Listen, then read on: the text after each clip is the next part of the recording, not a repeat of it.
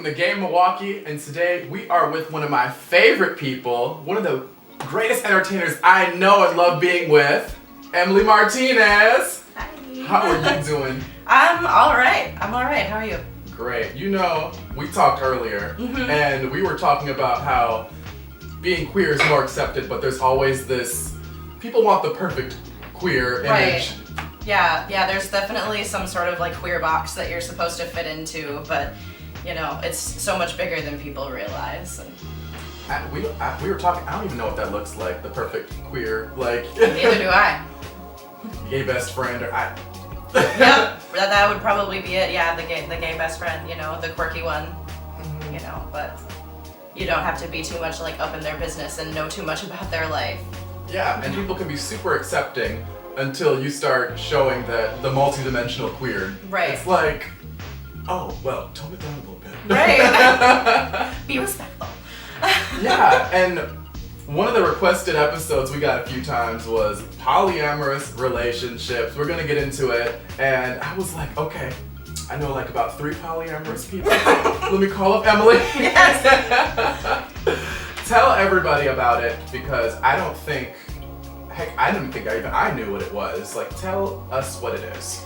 Polyamory is basically like when you have multiple romantic and potentially sexual relationships with multiple people at the same time. There are lots of different ways to go about it, but the biggest aspect of it is communication between partners. So it's ethical and everybody knows what's going on and nobody feels blindsided, nobody's cheating on anyone. Like, it's just all communication based. And I know for people that don't know what it is, it's a lot to take in right away. Like, that's a thing. Right. But fortunately for you guys, we got some of the top questions people immediately have about polyamorous relationships. Are you ready? Yes. Question number 1. So is every day an orgy? No, not even close. Not even close.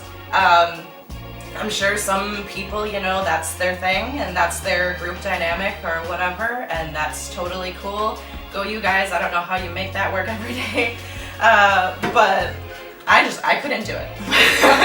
But no, there are a lot of different ways to have a polyamorous relationship. Some people are in, you know, like triads or quads where everybody's with everybody.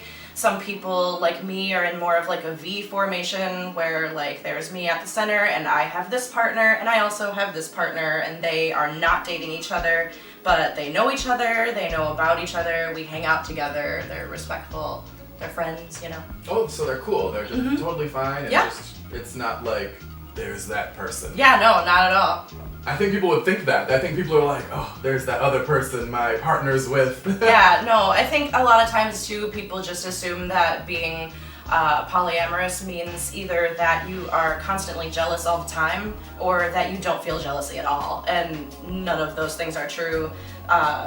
Like polyamorous people, we feel jealousy all the time, you know, but the biggest thing is, like, if I feel jealous, I'm gonna talk to my partner about that and we're gonna figure out how we can make everybody comfortable instead of just doing it and getting angry, you know. Well, I'm gonna ask one of the questions that's off script. I didn't make up these questions, but I'm about to ask one. Do polyamorous relationships ever bring about any insecurities? Yes, just the way that any relationship would bring about an insecurity. Sometimes, you know, you'll see your partner getting something from another partner that maybe you are unable to provide them with in some way, and it can sometimes be bothersome, you know, like, I cannot provide you with this kind of, you know, like emotional help that this person gives you, but also knowing that I can maybe provide you with other things that other people might not be able to, and that our relationship has other kinds of value in it. And it's just, it all goes back to communication. Talk to your partners, people. Back to the internet questions. So question number 2, and I know everyone that's poly is probably get asked this. Why isn't one person enough?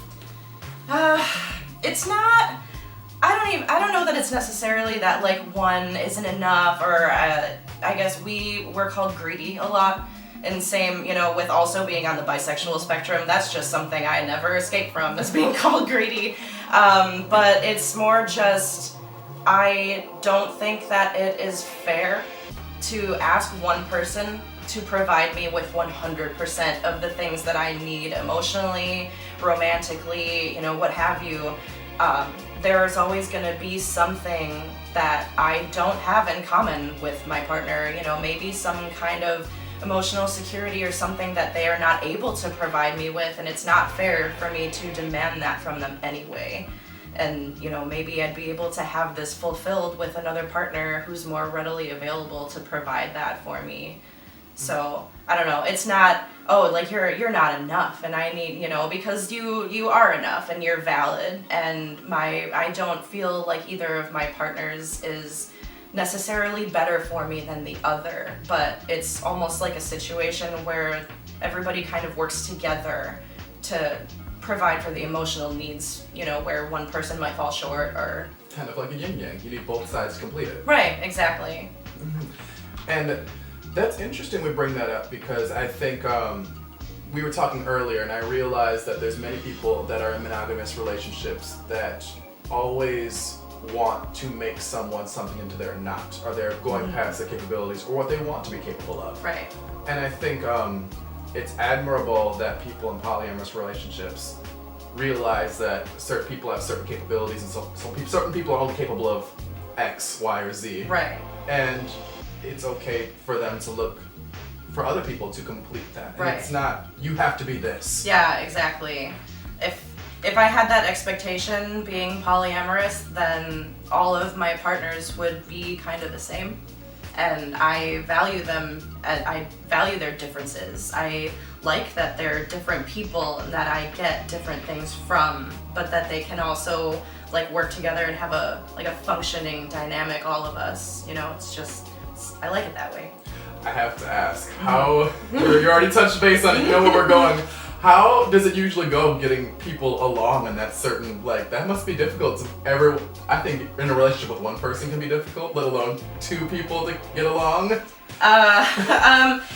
Sometimes it's awkward, not gonna lie, because especially when I, meet a partner who has already been, one of my partners has already been in a relationship with her other partner for a really long time, and meeting him was intimidating because, you feel like the new kid in school, and, you wonder where you're gonna measure up, but what it basically came down to at that point for me was that I trust that my partner was not gonna put me in an uncomfortable situation, and we kind of made it work, and we're all buddies now, so. I like that, because I think, I think most of us, who don't know much about it, just assume everything just is, oh no, instant sex, No. And you said there's awkwardness to it. It's okay, we have to figure this out sometimes. Yeah, especially for a person like me, I have a lot of social anxiety, and I have a hard time meeting someone just in general, just meeting new people and making new friends, and sometimes trying to make a new friend, but this person is also dating the same person you are and has been for a long time, it can be intimidating, but you communicate and you work through it and you figure out where things can be fixed, and it's like regular monogamous relationships, right. The same hoops, and exactly. It's funny because I think a lot of us who aren't in that don't necessarily grasp that right away. That's not the first thing you think about. Right. Yeah, and I have to ask another off-script question. Do you feel that it's easier to go about this with men or women, or is it the same? I have noticed it being pretty much the same. Some men are okay with it and some of them are very insecure, and same thing with women. I have gotten a lot of the bi erasure issue with women in particular. The bi erasure? Yeah. They would be lesbians who have never been with men. And so finding out that I have a male partner, even though we're both polyamorous, is immediately a turn-off for them because I'm with a man, and bisexuality is not enough for them. But then I have met also really, really accepting and amazing people, so it's kind of all over the place, regardless of gender, really. Okay, because just sort of from an outsider looking in, I would just imagine there's some guys that are like, oh yeah, my girlfriend could have another girl, or even the opposite. There'd be some men that are like, that can kind of really question their masculinity sometimes. Right. I mean, I don't know that's what we're asking, but it's about 50-50, eh? Yeah, I mean, pretty much. And I think that I think a lot of people have maybe an issue where, like, men want to be the only man in the dynamic, the whole one penis policy. That's the thing. I have not personally encountered, thankfully, because that's not going to fly with me. But, it's definitely a thing. And, and it's not just men either. Sometimes, like women and non-binary people can kind of have those same insecurities. So, it's just kind of on a person-to-person basis, I guess. Gotcha. Okay, so let's get back to the questions online, the online questions. Does it bother you that some people don't know the difference and don't understand polyamorous relationships? A little bit sometimes. It doesn't bother me that people don't just automatically know what polyamory is, because everybody has space in their life where there's things that they need to learn. It really bothers me when people ask me, like, oh, so you're poly, so you just like to cheat on people, and then you explain to them what polyamory actually is, and they're still like, well, so you like to cheat on people. That's a problem. And a lot of people, I guess, they go into it not knowing the difference, and they don't necessarily care to learn, but they still demand that you explain yourself. And I'm not into that. I'm not here for that. Yeah, and we were talking earlier, because we're both biracial, and both sides of our families, take on our queerness in just very different ways. Very different ways, yeah. I have a white side of my family and a Hispanic side, and my Hispanic relatives have in general been more supportive and open-minded. I don't know if that's just because they are minorities and they kind of know what it's like to be different, and so they have more open minds to begin with. But they just, I can bring whoever I want, however many people I want, to family gatherings, and be like, here's my horde of partners.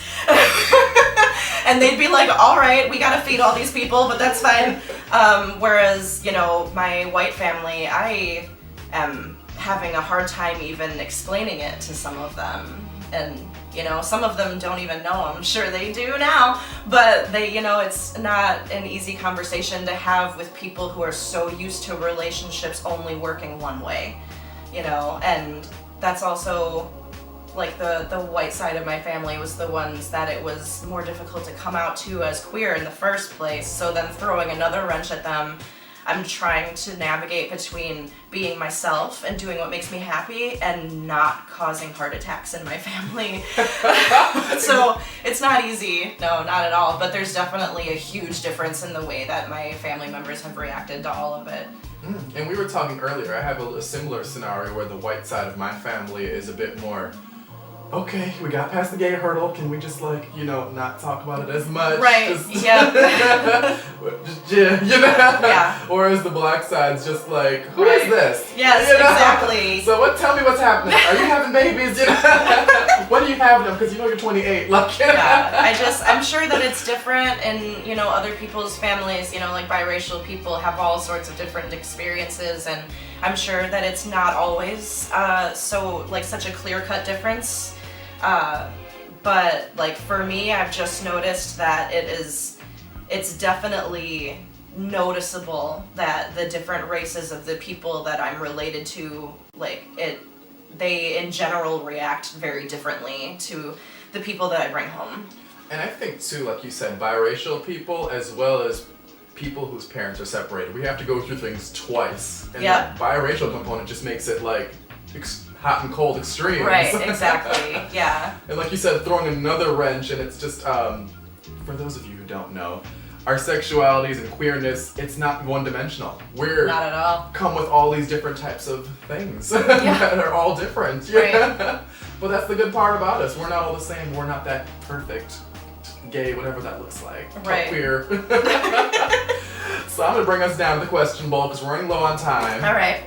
Answer this. I'm happiest when blank. Ooh, okay.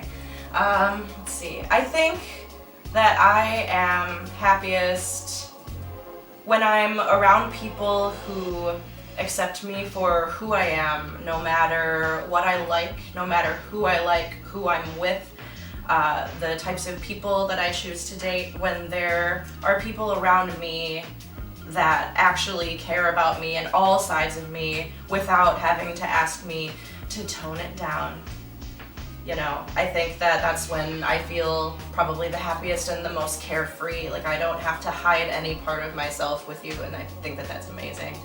Right. No one likes to be, you know, that person that the people around them are embarrassed of, especially Right. their friends, their family. Yeah, exactly. It's really hard, and especially like, you know, like coming out as queer, and then it was just like, oh, I'm sure that my family is like embarrassed to have me around or don't want me to bring a girl to Christmas, you know, and then coming out as poly, and it's like, what if I brought 2 girls to Christmas? Would that be a problem?